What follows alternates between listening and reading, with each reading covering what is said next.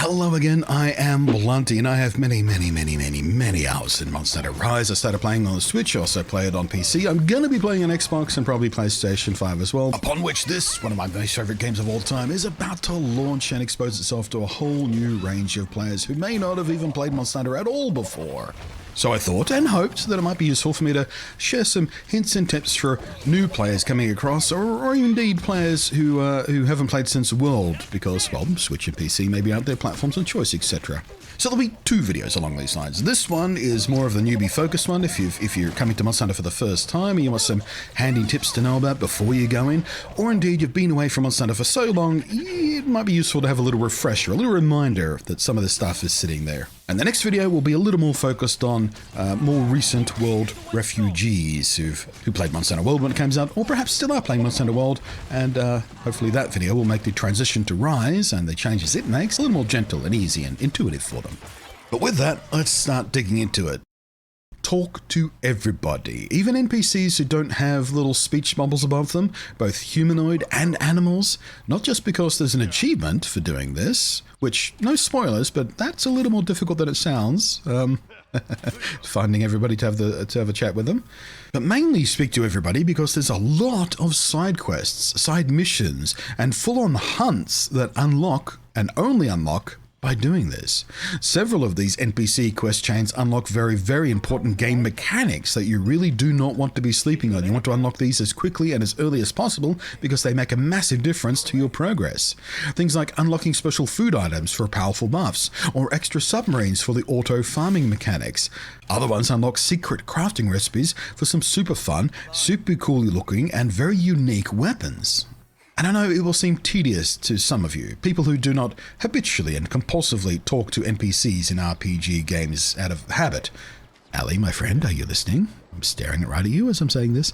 But please, once more, take my word on this. Talk to every NPC and never leave them hanging. If someone's got a speech bubble, interact with them. Don't leave it for the next hunt. Don't worry about it till later. Do it now. They may indeed unlock things that will be massively helpful to you as you progress, and make your overall progress smoother and cleaner, and even in fact save you a bunch more grind in a different area of the game. A little bit related to that idea, always keep your passives going. And in this instance, what I mean by passives is the background farming and achievement stuff. Always keep your submarines running with important materials, and which materials specifically will depend on where you are in the game and even what weapon you're using and how you play. Early on in the game, it's probably a pretty good idea to send these things out for herbs and honey for just basic bitch healing stuff. This system is in fact the only way in the game to get certain specific special materials that some weapons and some armor needs to even be crafted or even unlocked to begin with. So always keep this running and never let the boxes stay filled up. The game will tell you when you come back from a hunt, if the Argosy boxes are full, empty them out, send them back out immediately, because of course if they're full, well, they don't gather up more materials. You're not stacking up stuff behind the scenes anymore, are you? Same vein, always keep the meow scenarios running, hire extra helpers as early as you can from the little pet dude, and always send out full teams.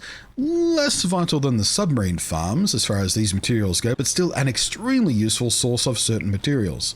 And arguably even more important, always keep all 5 side quest slots filled up.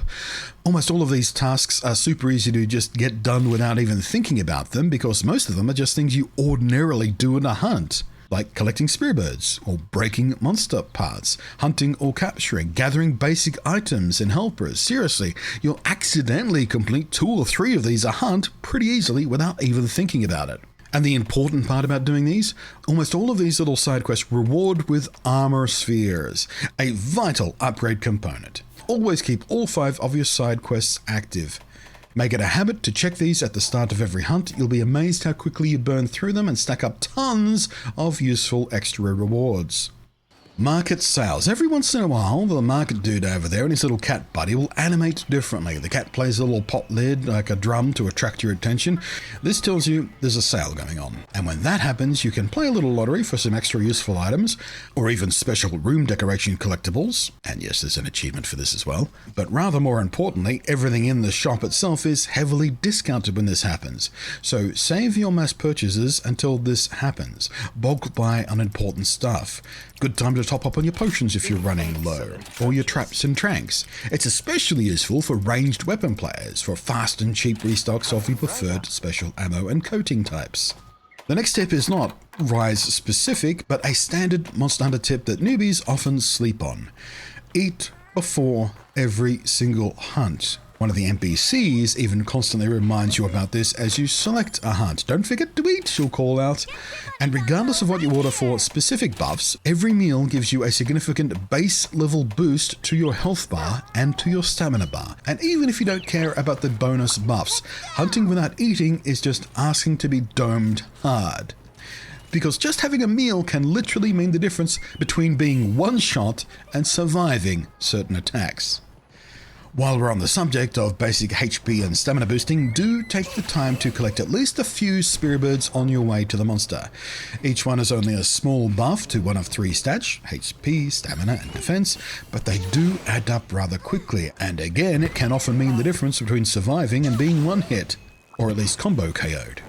You'll quickly start learning that all the maps have nice little paths you can move through to effectively collect a small stack of them very easily while on the way to the monster anyway, so you don't really even have to go out of your way, you just have to take a slight deviation from the main path. And on these paths are often lying other useful consumable items and endemic life forms. So please, just spend the extra minute. And that's all it takes, an extra minute tops, to collect the spirit birds, because spending just a small amount of time sidetracking just a little bit on the way to the monster is way smarter than just beelining to the fight as fast as possible and then getting smacked like a bitch. Next tip, keep a frequent eye on your buddies in the little buddy board menu system thingy, because they will unlock more skills and abilities as you progress as they level up.